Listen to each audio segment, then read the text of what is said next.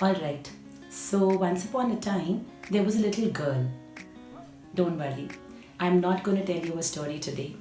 But just go back a few seconds and observe. Stories have a way of grabbing anybody's attention, especially kids, particularly the ones which they can learn something from. Moral stories. Children love them. They're so curious to know what's going to happen at the end of the story. And we parents like them too because they teach something valuable to our kids. Now, on a completely different note, think about this. How often do we parents keep nagging our kids to do this or not to do that? Literally all day.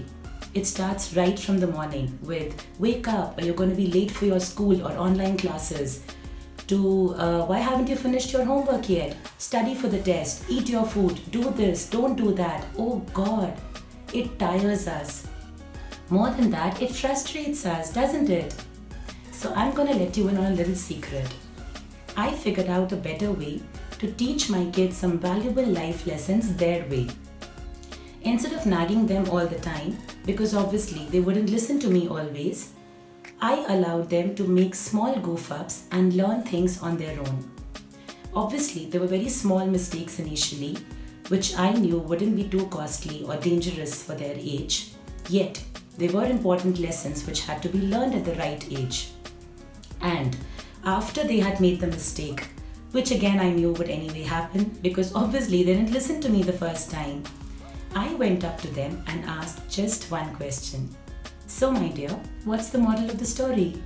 What did you learn from today's mistake? And if the child is big enough, they'll be able to reason it out in their head, at least most of the time.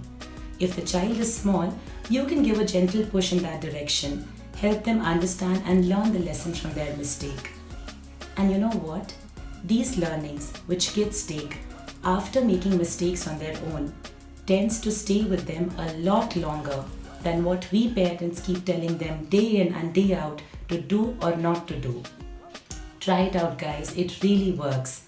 So the next time you want your kids to listen to you and they don't, allow them to goof up a little.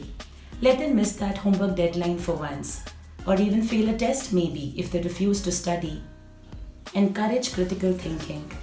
Help your kids reason out the cause and effect of things.